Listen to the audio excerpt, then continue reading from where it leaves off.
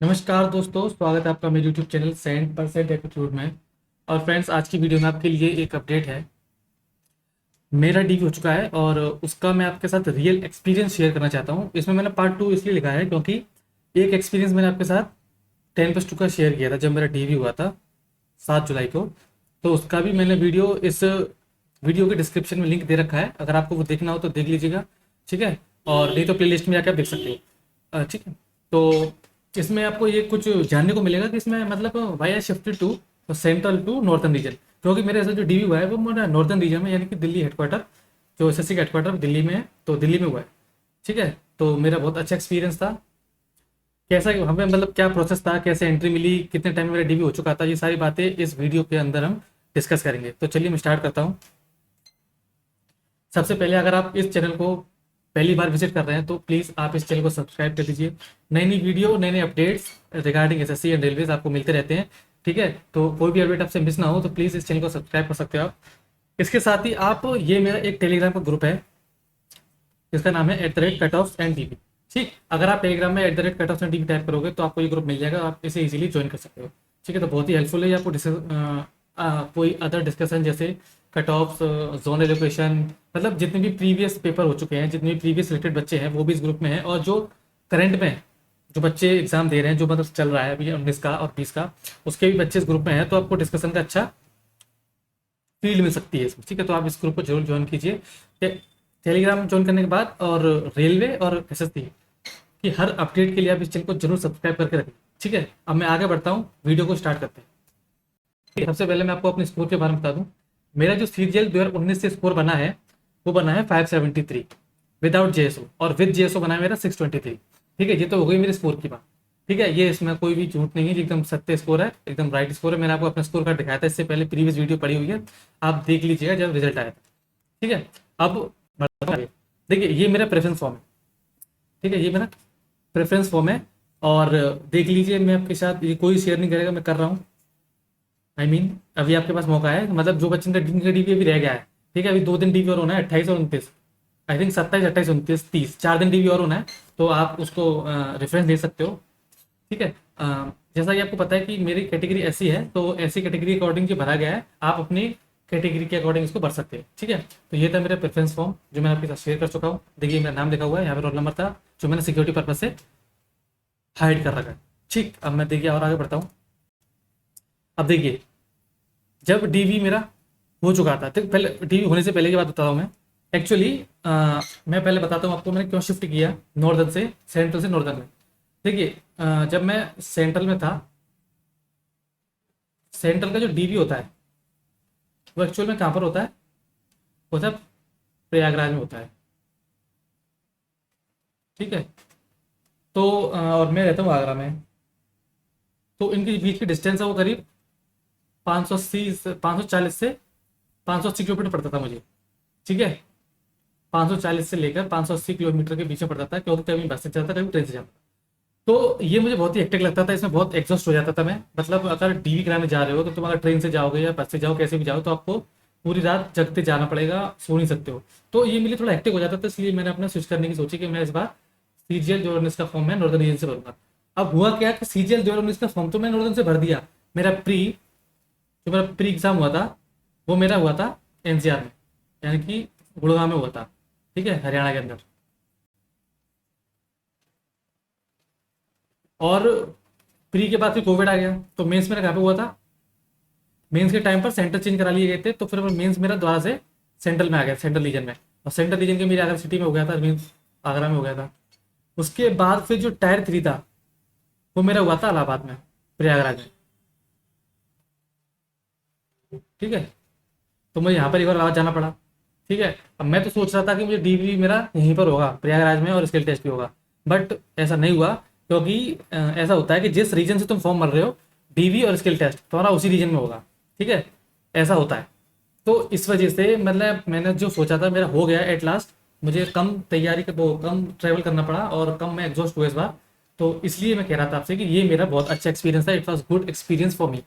ठीक है, अगर आपको भी ऐसा लगता है कि आपके लिए हेक्टिक हो रहा है तो आप भी स्विच कर सकते हो। ठीक है, मैं कोई ये मैं अपना एक्सपीरियंस बता रहा हूँ, आप अपने हिसाब से अपनी स्ट्रेटजी बना सकते हो। अब मैं आगे बढ़ता हूँ। देखिए, ये तो बात हो गई कि मैंने स्विच क्यों किया। सेंट्रल से नॉर्दर्न में। ठीक है, अब मैं आगे बढ़ता हूँ। जब मेरा डीवी हो चुका था, मतलब मेरी एंट्री थी, जो एंट्री टाइमिंग थी, मैंने आपको अभी अपना एडमिट स्टेटस में अपलोड नहीं किया है, फिर मैं बता देता हूँ बट भी आपको। जो मेरा एंट्री टाइम था, मेरा एंट्री टाइम था वो था 3:45 PM। ठीक है, और मेरा डीवी कब था? मेरा डीवी था 24 सितंबर 2021।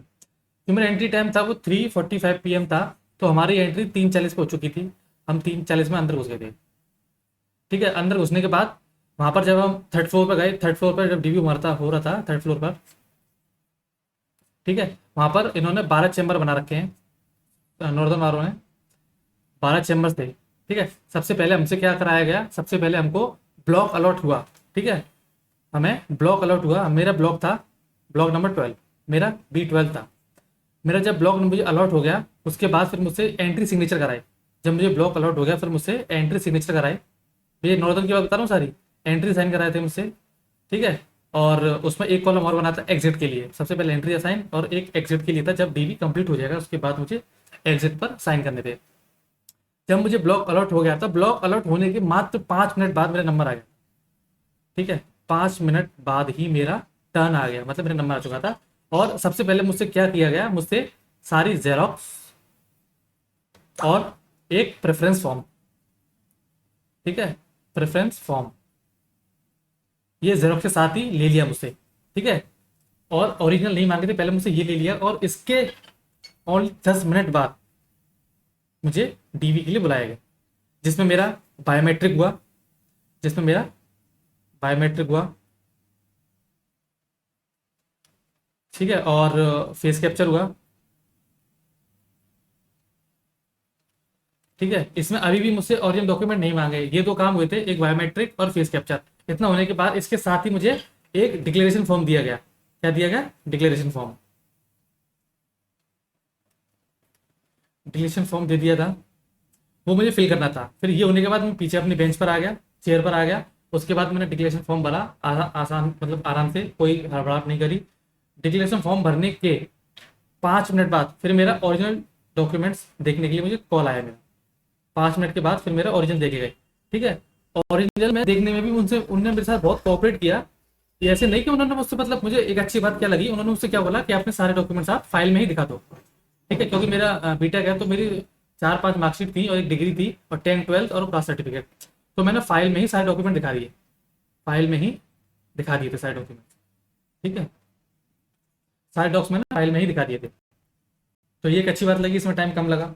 उन्होंने मात्र 7-8 मिनट लिए होंगे और 7-8 मिनट में सारे डॉक्यूमेंट देख के मुझे वापस कर दिए।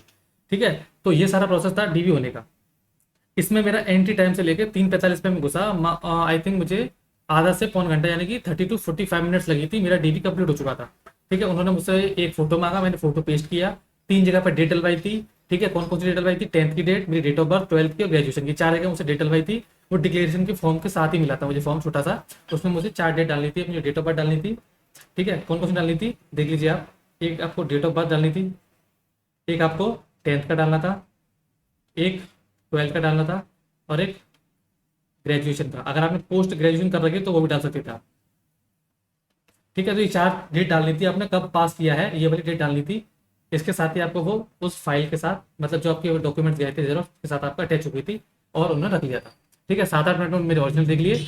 ओरिजिनल देखने के बाद मुझे 2 प्रिंट आउट मिले, एक प्रिंट आउट कमीशन ने रखा और एक प्रिंट आउट मुझे दे दिया। ठीक है, जो प्रिंट आउट मुझे दिया उसी से ये इन्फॉर्मेशन मैं आपके पास लेकर आया हूँ। जैसे देखिए, सबसे जो पहले प्रिंट आउट था वो ये था। ठीक है, रोल नंबर, नेम, रिमार्क्स, मतलब अगर आप फादर्स नेम के साथ, यहाँ पे फादर्स नेम था जो मैंने हाइड कर रखा है। ठीक है, और फिर मदर्स नेम, मेरा रोल नंबर, 10th का रोल नंबर यहाँ पे था। ठीक है, जेंडर, कैटेगरी और ये सारी चीज़ें थी। ठीक है, तो ये था मेरा उसका फ्रंट पेज था उसका, जो मुझे 3 शीट मिली थी उसका ये फ्रंट पेज था। और मैं आगे बढ़ता हूँ, और उसके बाद ये सेकंड पेज था। देखिए, मेरा 24 को डीवी था, 24 को शेड्यूल था, 24 को हो चुका है। अगर आपका डीवी रह भी जाता है तो आप घबराए ना, आपका डीवी बाद में भी हो सकता है, क्योंकि ये कॉलम दिया ही इसीलिए है। एक तो सीवी शेड्यूल, डीवी की शेड्यूल डेट होती है और एक डीवी एक्चुअल डेट होती है। अगर बाई चांस आपका रह जाता है तो बाद में हो सकता है, ऐसा पॉसिबल है। ठीक है, अब देखिए ये मेरा है डिटेल्स है, डॉक्टर एपीजे अब्दुल कलाम, यहाँ से मैंने बीटेक किया है। ठीक है, बीटेक का कोड 14 है, और ये मेरी ब्रांच है, यहाँ रोल नंबर राइट कर रखा है, और 2016 पास आउट हूँ मैं। ठीक है, और इसके साथ ही देखिए यहाँ पर ये प्रेफरेंस इसके लिए मैं एलिजिबल था, और ये मैंने अपना ऑर्डर दिया था। देखिए, इतनी सारे प्रेफरेंस इनके लिए मैं एलिजिबल था और ये मैंने अपना ऑर्डर दिया था। ठीक है, आप इनको देख सकते हो। जो स्टार्टिंग मैंने प्रेफरेंस फॉर्म दिखाया था वो अलग था, वो मैं घर से बना के ले गया था। लेकिन वहाँ पे पहुँच के थोड़ा सा मैंने चेंजेस किए थे, वो ये थे, ठीक है। और उसके बाद इसके बाद ये तो मेरी था नहीं। अब मैं आगे बढ़ता हूँ। देखिए हर पेज पे मुझे अपना अटेस्ट करना था इस पे, मतलब वेरीफाई करना था इसको अपने सिग्नेचर का और डेट के साथ। पहले भी वो रखा है, देखिए दिखाऊँ आपको। देखिए यहाँ भी वो रखा है, ये ना, और यहाँ भी वो रखा है, ठीक है। और ये देखिए यहाँ पर, ये मेरा डॉक्यूमेंट 10 से, जो 10th का डॉक्यूमेंट था मेरे पास, जो मतलब सर्टिफिकेट था 10th का, उसकी डेट से वेरीफाई करते हैं ये, ठीक है। और एसेंशियल क्वालिफिकेशन जो मेरी ग्रेजुएशन जो मांगी इन्होंने, उसकी डेट है ये, जब मैं पास हुआ था, ठीक है। ये डिग्री की डेट लिखी जाती है यहाँ पे। और उसके बाद अगर कास्ट सर्टिफिकेट है तुम्हारे पास कोई भी, तो उसका तुम्हें डेट देना पड़ेगा कब इशू हुआ। तो ये तीन डेट हैं, ये बहुत मेजर रोल प्ले करती हैं। अगर आपने इनमें कोई गड़बड़ी करी तो आपको दिक्कत हो सकती है आगे, तो इनको आपको ढंग से ध्यान रखना, ठीक है। कुछ गड़बड़ नहीं होनी चाहिए इनके साथ। और इसके बाद ही फिर मुझे यहाँ पर जो मेन चीज़ है जिसके लिए बच्चे सब परेशान रहते हैं, ये देखिए जो स्टेटस था मेरा वो मुझे क्लियर मिला। और 10+2 18 2018 का जो मेरा डीवी था उसमें मुझे क्लियर स्टेटस मिला, क्योंकि मेरे डॉक्यूमेंट्स में कोई दिक्कत नहीं थी। ना तो मेरे कास्ट में कोई प्रॉब्लम, कास्ट सर्टिफिकेट में कोई प्रॉब्लम थी, और ना ही मेरे जो एकेडमिक्स के डॉक्यूमेंट्स होते हैं उसमें कोई दिक्कत थी, ठीक है। तो सारे क्लियर थे, तो मुझे क्लियर मिल गया और रिमार्क्स मुझे मिला ओके, ठीक है। और ये मेरा उस टाइम का फोटो था प्रेजेंट में, और ये मेरा पहले का फोटो जो मैंने एप्लीकेशन की थी। और ये देखिए थंब इम्प्रेशन, दोनों थंब इम्प्रेशन लिए जाते हैं आपके, राइट और लेफ्ट दोनों से वो वेरीफाई करते हैं, ठीक है। और ये मेरे रियल सिग्नेचर थे, और ये मेरे एप्लीकेशन के टाइम पे जब फॉर्म भरा तब के सिग्नेचर थे, ठीक है। तो इतनी सारी कहानी थी जो मुझे आपके साथ शेयर करनी थी। मैं आपके साथ बहुत कुछ शेयर कर चुका हूँ, ठीक है। ये 3 शीट मिलती है वहाँ से, 3 शीट के मैंने आपको सारी इन्फॉर्मेशन शेयर कर दी है, ठीक है। और आप इसको देख के समझ सकते हो। अगर आपका डीवी हो चुका है तो कोई बात नहीं, तब भी आप इसको देख सकते हो अपने आने वाले नेक्स्ट डीवी के लिए, अगर आपको नॉर्थन से कराना है। अगर आपका डीवी नहीं हुआ, अगर आप नॉर्थन से हो तो आपके लिए बहुत ही बेनिफिशियल, ठीक है। क्योंकि अभी 3 दिन डीवी चलने वाला है नॉर्थन रीजन में, 29 तक डीवी है, 27 28 29 3 दिन डीवी और होने वाला है। तो ये आपके लिए बहुत हेल्पफुल है। अगर आप इसे पहले से देख के जाओगे तो वहाँ पे आप बिल्कुल कूल एंड काम होकर काम करोगे, ठीक है। वहाँ पर देखो पहली बात तो ये है कि बहुत कोऑपरेटिव स्टाफ है, 12 चेंबर बना रखे हैं, किसी बात की कोई दिक्कत नहीं है, ठीक है। और ऐसा भी नहीं कि मतलब तुम्हें बहुत घबराहट होगी और जल्दी बोलेंगे जल्दी करा लोगे, बहुत आराम से पेशेंस से बोलते हैं वो, ठीक है। अगर आपको जल्दी अरेंज नहीं हो पा रहा है तो आप बाद में भी जा सकते हो, कोई दिक्कत नहीं, ठीक है। अगर आपको बुलाते हैं तो आप बोल दो सर से कि सर अभी मुझे टाइम लगेगा, तो वो आपको बोलेंगे ठीक है बाद में आ जाना, कोई दिक्कत नहीं है इसमें, ठीक है। ये सारी बातें हो गई। अब थोड़ा बात कर लेते हैं रिजल्ट के ऊपर, ठीक है। उसके बाद फिर आपको लास्ट में जो लास्ट पेज है मेरा जो कॉपी का जो थर्ड पेज है, उसमें आपको पीछे फ्रंट बैक साइड पर ये सब मिलेगा, ठीक है, ये सब मिलेगा। और यहाँ पे आपके सिग्नेचर, ठीक है, मेरा नाम, इसके साथ साथ डेट कब सिग्नेचर हो रहे हैं, और ये सिग्नेचर डॉक्यूमेंट चेकर, जिससे आपके डॉक्यूमेंट चेकर उसके सिग्नेचर आएंगे। और ये दोनों बॉक्स सभी के खाली छोड़े जा रहे हैं, ठीक है, इसमें परेशान होने की कोई बात नहीं। अब इसके साथ साथ आपको एक चीज़ और बता दूं मैं आपके, देखिए बच्चों ने पूछा था कि अभी टेलीग्राम पर मुझसे कि सर एक्सपेक्टेड मंथ क्या है, ठीक है, कि डीवी तो उसका 30 तारीख को खत्म हो जाएगा, ठीक है। और 2018 का जो डेट था वो डीवी के 1 महीने बाद फाइनल रिजल्ट आ गया, तो क्या सीजीएल 2019 का भी फाइनल रिजल्ट आ सकता है। देखिए अगर आया, तो अगर 1 महीने बाद आना होता तो जो भी एसएससी ने स्टेटस रिपोर्ट दी है, स्टेटस रिपोर्ट दी है किस चीज़ की, रिजल्ट की, स्टेटस रिपोर्ट्स इसकी रिजल्ट की, ठीक है। तो उसमें अभी सीजीएल 2019 के बारे में कुछ मेंशन नहीं किया है, 2019 की कोई भी इन्फॉर्मेशन नहीं दी है कि फाइनल रिजल्ट कब तक आएगा। तो एज आई थिंक, जैसा मुझे लगता है, जैसा मैं सोचता हूँ, ठीक है, अभी एसएससी की हालचाल देखते हुए अगर कैलेंडर को जो फॉलो करता है तो रिजल्ट दिसंबर से पहले नहीं आने का। लेकिन एक चांस ऐसा भी है, कि अभी डीवी खत्म होने के बाद जो कोई एक कोरिजेंडम निकाले, या तो कोई कोरिजेंडम आएगा, या तो कोई इन्फॉर्मेशन आएगी, या तो कोई नया नोटिस आएगा, ठीक है। अगर हो सकता है न्यू नोटिस आए कि इस पर्टिकुलर डेट पे एसएससी सीजीएल 2019 का रिजल्ट आने वाला है, ठीक है, रिजल्ट के रिगार्डिंग कोई नोटिस आ सकता है। अगर ये ऐसा नहीं होता है डीवी खत्म होने के बाद, तो आप एक्सपेक्ट करते हो कि नवंबर मिड, यानी कि मिड नवंबर से दिसंबर की स्टार्टिंग, मतलब 15 नवंबर से और 15 दिसंबर तक के बीच में आपको रिजल्ट को एक्सपेक्ट करना चाहिए, ऐसा मुझे लगता है। क्योंकि अगर इनको देना होता तो स्टेटस रिपोर्ट में कुछ ना कुछ देते, अगर नहीं भी दिया है तो डीवी के तुरंत बाद ही, कुछ 1-2 दिन के बाद ही नोटिस निकालेंगे कि इस दिन रिजल्ट आने वाला है। अगर तब भी ऐसा नहीं होता तो फिर आप दिसंबर के 15 तारीख तक रिजल्ट एक्सपेक्ट कर सकते हो, उससे पहले रिजल्ट आने की उम्मीद मुझे तो नहीं लग रही है, बाकी एसएससी जाने, ठीक है, जैसा मुझे लगता है मैंने आपको बता दिया। तो इस वीडियो में आपके साथ मुझे इतनी सारी बातें शेयर करनी थी, ठीक है। आई होप आपको मेरी सारी बातें समझ आई हों, और ये इतनी सारी डिटेल्स मैंने आपके साथ शेयर करी है, इनका बेनिफिट ले सकते हो, ठीक है। अगर आपका डीवी हो चुका है तो कोई बात नहीं, आने वाले एग्जाम के लिए डीवी के लिए बहुत हेल्पफुल रहेगा नॉर्दर्न में, कैसे कोऑपरेटिव स्टाफ है। मैंने सेंटर के बारे में भी सब कुछ बताया, ठीक है। इवन मैंने तो उसमें ये भी बताया कि आपको जाना कैसे है, आपको डीवी के बाद आपको खाना कहाँ पे खाना है, ठीक है। तो मैं ये सब कुछ सब बता रखा है, तो आप उसे देख सकते हो, उसे फॉलो कर सकते हो, उसको वीडियो को वो वीडियो आपको मेरे चैनल पर मिल जाएगी। या तो इस वीडियो के डिस्क्रिप्शन में मिल जाएगी, ठीक है। और आपसे रिक्वेस्ट है कि इस चैनल को प्लीज़ सब्सक्राइब कीजिए, इस टेलीग्राम ग्रुप को आपको जरूर ज्वाइन करना है, ठीक है।